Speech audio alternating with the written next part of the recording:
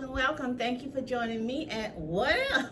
Maria loves to talk. And what are we talking about today, you guys and girls? Nope, not talking about perfume, not talking about candles, but you can enjoy my little pumpkin decorations.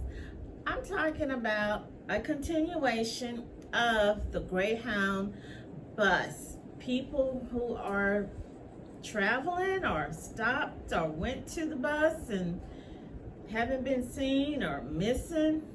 So hey, if this is something you're interested in, you know some stories, hey, join me. If this is not something you're interested in, you guys and girls, there's a billion videos out there, or hey, you are free to make your own video. But for the ones who want to stick around, hey, get you some snacks, blueberries, Lay's potato chips, whatever. Get your little dog or your little cat. Let's go ahead and join me, and do not forget to click like and subscribe. Let's get into this video. My dog, she's sitting up here. She's listening too. So let me get started with this video. I love my 99 cents, you guys, and my little Goodwill. Okay, so the first one of them, well, two of them does not have anything to do with Greyhound. Okay, so the first one I'm gonna start with Taylour young man, professional young man, went to college in Houston. I did not know that young man had, I think he was eventually found. Okay, so the story about Mr. Young, man who vanished during his lunch break. He went on his lunch break. Okay, so this happened in December in Houston. Okay, so they say here, the remains of a Texas man who vanished during a lunch break from work early in December has been found inside the trunk of his car at an impound lot in Dallas. Houston Police Department said that he was found on January the 19th in the trunk. It was discovered somewhere in Dallas, hundreds of miles. Okay, he's 25, recently graduated from college. I'm not really sure what he did for a living, if he was working at the bank. He had went, and I thought they said he was off. Okay, so here they're saying it was found in an advanced state of decomposition. Okay, they noted that the investigation remains ongoing. I just went on his Facebook page. I think it's called, no, the mom made a page. I think this is called Justice for Taylour. We're looking for Taylour Young. So Young vanished December the 9th during a lunch break from work. We all go on our lunch break. A lot of us, you know, especially on Fridays, or if you get paid on a Monday, you're going to the bank, you're going to Walmart, you might stop to one of the taqueria places, or go get you some brisket, you know, because it is Texas. We all love our barbecue. You might meet your little boyfriend or your husband at the Waffle House, or at one of the little all-you-can-eat Chinese restaurants. Okay, so he was last spotted driving a 2019 silver Honda Civic near Capital One Bank in Houston. So he was somewhere near, and there's so much going on at those banks. Tiffany Robinson, Young's mother, told People, okay, so this is from People magazine. I'm not speculating, you guys. Someone posted to me and I'm still laughing about it. You are speculating. Okay, so she told People last month that she and Young's girlfriend tracked his phone using the phone feature Find My Phone after they lost contact with him. Robinson's phone was found in some bushes near the bank. Somebody, okay, you guys, I'm sorry, but y'all know how I get emotional, okay? Young worked in accounting after graduating from Sam Houston State. We have a lot of friends, kids who graduated from that college. It's a really good college. Okay, so she said, I've had his coworkers tell me funny stories, like He would go to Whole Foods and play bingo with the senior citizens, and the pictures of him with his little dog. As I share Taylor's disappearance with the world, I want to share my worldly loss as well. I lost my son, my baby, my friend, and will raise his love, his dog Gigi. Because she says she will not be answering questions as the family mourns. So this has been a couple of months ago. And again, like I said, I went on her page, no information. This young man was missing since December the 9th, found January the 19th. Phone was in the bushes somewhere near his bank. All the banks that I know have cameras. Cameras. Even when you go to townhomes, apartments, hotels, the higher end, cameras all over the place. I don't understand how the camera didn't capture who threw that phone. They didn't capture his car when that car moved from one spot to the next. That's a busy area. I'm sorry, I just had to go there, you guys. Y'all know me, I had to go there. Okay, so moving on to the next person. This man here, working man, able-bodied man, healthy man, family man, missing Sumter man, last seen at Atlanta bus station. 49-year-old Aaron Lucas was last known to be at the Greyhound bus Friday, July the 22nd. What happened this year? Okay, so Columbia, South Carolina, police and family are asking for the public's help to find missing Sumter man known to be at the Atlanta bus station. Okay. So then it goes on to say, let's see here, looks like he was working out of town. He was working out of 5'8". He is bald. He has a small black mole under his eye and a tattoo that says Ariana on his arm. Okay. According to family, Lucas was working for Thompson Industrial Services, a Sumter company in Jonesboro, Arkansas. Okay, so he was in Arkansas. Deputies confirmed that Lucas, who was working outside, had a heat stroke. The man got sick. Okay, on the work site, July the 21st, they took him to NEA Baptist Memorial Hospital in Jonesboro. He got sick. Co-worker took him to the hospital in Arkansas. He had a heat stroke. I think they even said he had high blood pressure. He had some other things, but this man was still out there trying to work. Okay, so here they say Lucas was reported released. They're releasing these people from the hospital too soon. I don't know if he just said, he wanted to get out of here. But this happened on the 21st. He was released on the 22nd. So he was released to a Thompson Industrial employee, one of the employees from the job, who took him to the local Greyhound bus station and provided him a bus ticket to get back home to South Carolina. So the employee, his friend, gave him the ticket, okay? So according to deputies, Lucas left the bus station in Jonesboro, made all the stops through Atlanta, Georgia. He was last known to be at the Greyhound bus station. Okay, so that's weird. That's really weird. News 19 has reached out to Thompson Industrial Services for comment, but have not heard back yet. If you think you have seen Lucas or any information about his whereabouts, contact the Craighead County Sheriff, Jonesboro, Arkansas, 870-935-5657. I went on his page. I saw his family member did a GoFundMe to try to raise money so they can get some flyers put out, or maybe hire an investigator. But that's weird. I don't want to, be assuming, kind of like with the Daniel Robinson. The last person saw him was the co-worker. Well, the guy really wasn't his co-worker, but this was a co-worker. Said, hey, I gave him a ticket. I put him on the bus. Okay, so when he went to Atlanta, are there any sightings of him? Do they know for sure he reached Atlanta? This is sad, and the man is sickly, so no telling what could have, happened. Okay, so the next man, what happened to Scott Federer? Missing man last seen at Cota bus stop 2 weeks ago. Okay, this is in Columbus. I believe this is in Ohio. This is around 2022.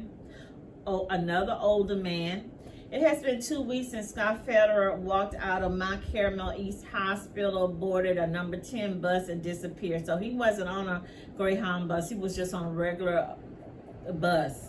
Okay, since then, the days past stories increased as Central Ohio Transit Authority officials took the unusual step of reviewing frame after frame.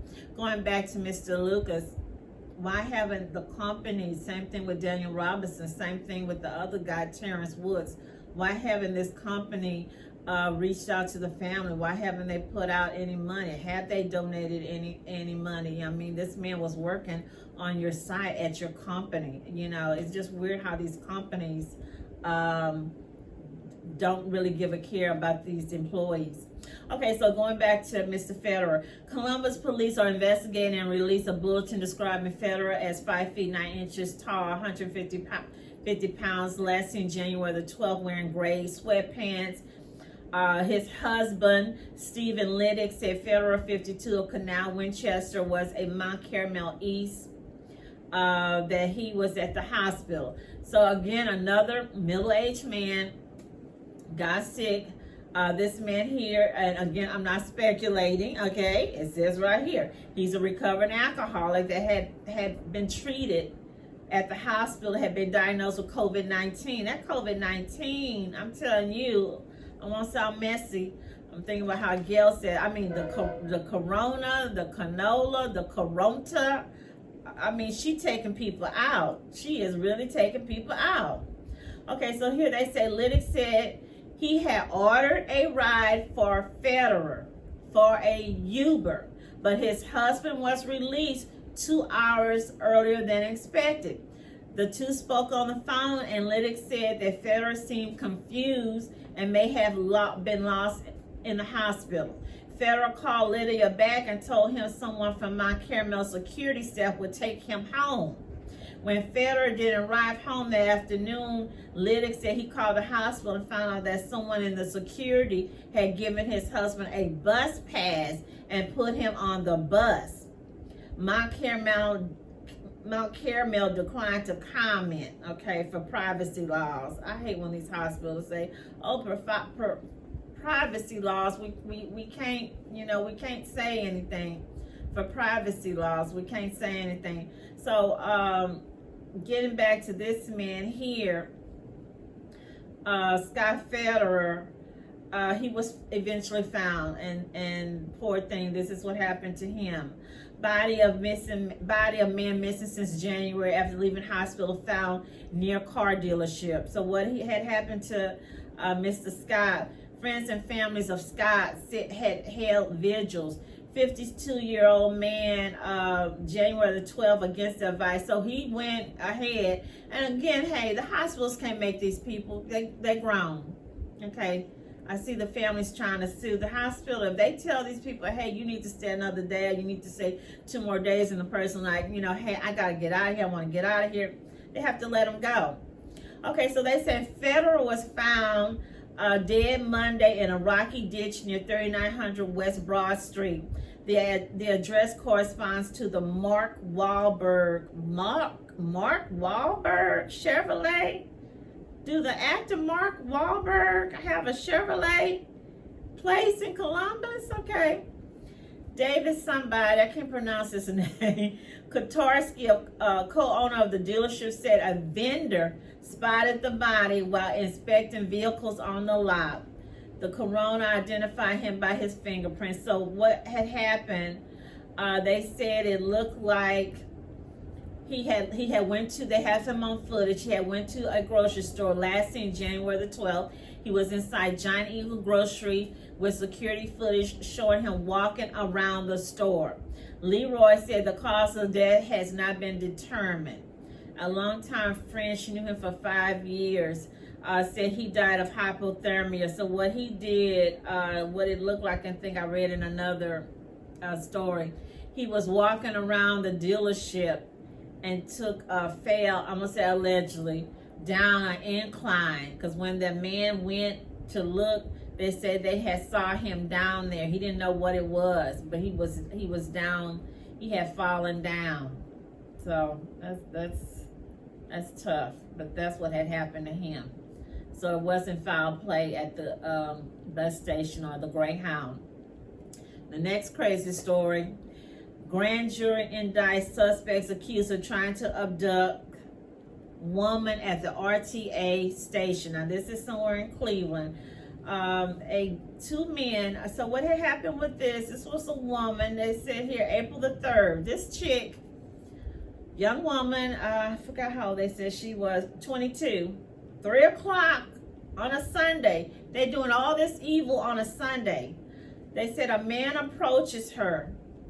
And then they said investigators say he assaulted her and struggled and dragged her to a nearby car where the accomplice was waiting and took off. Okay. And I remember they had said they had been looking for them. At first they didn't know where the woman was. Okay, so then they caught the guys, and Sean, so it's two guys, it's two older guys. So they said there are indications at this point, yes, that there was an element of human trafficking going on, that one of the purposes was to get this woman into the vehicle. Okay. Sean Simpkins, 39, he is charged with 6 counts of kidnapping, 2 counts of assault, 2 counts of abduction, 1 count of trafficking. David McCord, 43, okay, 2 older guys. You can tell they look like they married with grandkids or something. McCord faces 4 counts of kidnapping and 1 count each of abduction, trafficking, and they did find meth, some cocaine, some Xanax. So these guys was really trying to get this girl, and they haven't been to trial, but they were really trying to get this little young girl. And the only thing that saved the day was the people that work at the station came to the rescue to help this young lady. Okay, so the next man is Eodis Harris III. E-O-D-I-S Harris III. And I think I saw this story on Reddit. Reddit has some really good web sleuths, armchair detectives, Sherlock Holmes, Nancy Drew detectives, maybe Nancy Grace detectives. So this man, you can't miss this guy. He's a big guy. So here they're saying he was last seen June the 15th, 2021. Okay, so this happened last year. This is on Missing Persons Center site. Okay. Okay, this was in Texas. He's 5'9", 5'10", about 300 pounds. He's a big guy, okay? They name the tattoos. He's got Trey on the left arm. Something else they was saying. Okay, so this is the story about Mr. Eodis. Harris is a resident of Fort Worth. He has worked as a special education teacher. He's a teacher, okay? He called his mother about 3 a.m. and said he was outside walking his dog. Now, I don't know if he lived in a house or apartment. And his mother said she found that to be odd. Okay, yeah, you walking your dog at 3 a.m.? Okay, so he tried to call her again at 4 a.m., but she missed a call. When she called him back at 7:45 a.m., he didn't answer. She kept trying to call him, but the phone will go straight to voicemail. Boy, I hate when I'm calling someone and that happens. It just ticks me off, okay? Especially when you're supposed to be expecting my call. Okay, that's another story. Okay, so here it goes on. He continued to post on his Facebook page until the next day. He has never been heard from again. So he was posting. Okay. On June the 16th, 2021, Harris Blue 2020 GMC pickup truck was found abandoned at a stoplight on US 83 south of Aspermont, Texas. So he started off in Fort Worth, now in Aspermont, Texas, 3 hours from Fort Worth. That's 3 hours. That's a lot of traveling. It was operable and his keys and wallet were left inside. That sounds really suspicious. Two witnesses on US 83 said they seen a black male getting out of the truck at 9 a.m. and walking southbound with two dogs. The police returned the vehicle to his family without having it processed. So I remember reading, or some people were saying, that the vehicle wasn't processed, no fingerprint. So two witnesses, okay, so Harris' dogs were later found dead near where the truck had been abandoned. What? Golly. The last time his cellular phone pinged was on June the 17th. It was in Quincy, Texas. Now I looked that up. Quincy, I don't know if I'm saying it right, is about an hour from Aspermont. So we got Fort Worth, Aspermont, which is 3 hours away, and then we got Quincy. That's what, I don't know if I'm saying, I'm thinking about the Chief Quincy, Quanah. And the people claim, I'm going to say claim, or allegedly said they saw him get out at 9 a.m. And they don't, I mean, let's keep it real. We don't even know if that really was him. They just said they saw a black male. They didn't say, you know, if he was 300 pounds, if he was that height, if he was dark complected, light, medium complected, you know. I mean, at this point, it could have been anybody. After his disappearance, his suitcase was found lying undamaged on the side of the road. Here's another place, Paducah, Texas. Or Paducah, Paducah, Paducah, Texas. Don't get me, you guys. Sleuths of Reddit stumped because everybody was thinking like, you know, what it is, you know, what could have been, what happened. This one, and again, families not getting any updates, anything from the police. Her name is Erica Ann Johnson. Okay, so Erica was at the Greyhound, or came up missing. 1 month later, search continues for missing Cape mother Erica Ann Johnson. Okay, so here it shows, this is in Cape Coral, Florida.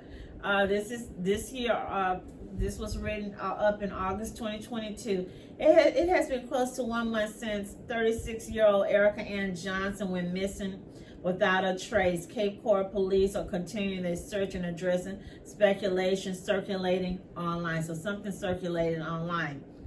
These investigations are very complex, said Brandon Sancho, public information officer. Based on the time frame, she could be anywhere in the United States. Now this lady, I don't know if she's married, but I think they said she has 2 kids. So here they're saying the mother of 2 was last seen getting on a bus early in the morning on July the 8th at the Southeast Cape Coral Transit Center. Okay. Detectives tracked her down to a Greyhound bus stop in Tampa. Again, like I told y'all, them bus stops. Police say that's when she went to Fort Myers to get on a Greyhound. However, the timeline leading up to Johnson's disappearance starts on June the 6th. Okay, that's weird. And a missing persons report obtained by Fox 4, Johnson, a divorced mother of 2, missed an appointment to see her kids. But the report does not specify with whom, okay? Johnson texted the person she had an appointment with at 7 a.m. and the person then said they had not heard from her since. The report doesn't state where Johnson was between June the 6th and July the 5th. That's a whole month, you know. On July the 5th, she went from work to a bus stop at the Bell Shop Towers in Fort Myers. So she left with what looks like a bunny cage. So she has a hamster or I don't know, Easter bunny or something. A gate, a backpack, and some items. It's believed that she also left with her bunny as well. From there, Johnson was last seen getting off a Greyhound bus in Tampa. Her family reported her missing on July the 14th. Her disappearance has sparked a lot of attention on social media, especially surrounding domestic violence. Now, I didn't hear or see anything about she had a husband, a man, a boyfriend. Many people are using her name as a hashtag and questioning the circumstances. Okay. Okay, somebody said, I just think that in recent light of people going missing like Lauren, DeMolo locally and others in the local area too, it's definitely causes some type of controversy. So that's what he's saying. They don't have anything, nothing. I will tell you that a lot of people are saying maybe she's escaping from something I guess domestic violence, something domestic violence related. We don't have that information available. Okay. So here, no vehicle, no social media, no bank account, which is truly unique because most people have at least one of those, and it would allow our detectives, investigators to be able to track and locate that subject. That is really weird. No bank account, and she's not on social media. It also kind of reminds me of, remember the other lady I shared with y'all, Shalisa Pratt, remember? Wow, that one is also strange. So they don't have anything, nothing, no information. And I don't know where they're assuming domestic violence. They didn't say, like I said before, they didn't say anything about a boyfriend. All they said she's divorced. They didn't say who she was dating. They don't have any pictures of her or anything of her going to the police to file a report or to get someone from her or anything like that. So another strange, just a strange story. Wow, gosh, it's a lot. So hey, you guys, that's the end of my video. Tell me what you think. Tell me what stories stand out. What do you think? I mean, no, we're not trying to blame Greyhound, but like with anything, just like McDonald's, we see how people have been cutting up at McDonald's. We see how people have been cutting up at Walmart. We see how people been just barely park their car at a Walmart or the mall and they're accosted or whatever. Keep these people lifted up. Let's light a candle for them, because I should have lit one. This is just weird. It's, you know, like I said, I'm not blaming Greyhound or the bus stop, because hey, I used to get 2 buses. One time I had to get a 3rd bus. And it's, I mean, hey, I'm gonna just keep it real. It's some weirdos. Yeah, it's some weirdos be at the bus. You know, sometimes you go there and you want to sit down and you got someone that's sleeping, or they're not trying to get the bus. They're just, you know, there to bother you or to, you know, bully you or ask you for money.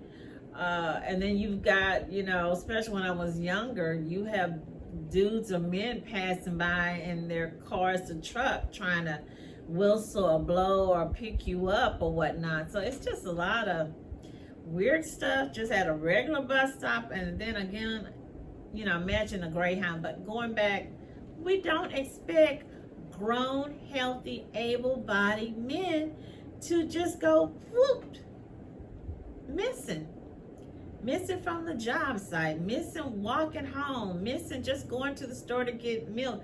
You don't expect that. You don't expect your college students or to go on your lunch break to just go run and get a burger or drop some money off at the bank. You don't expect that.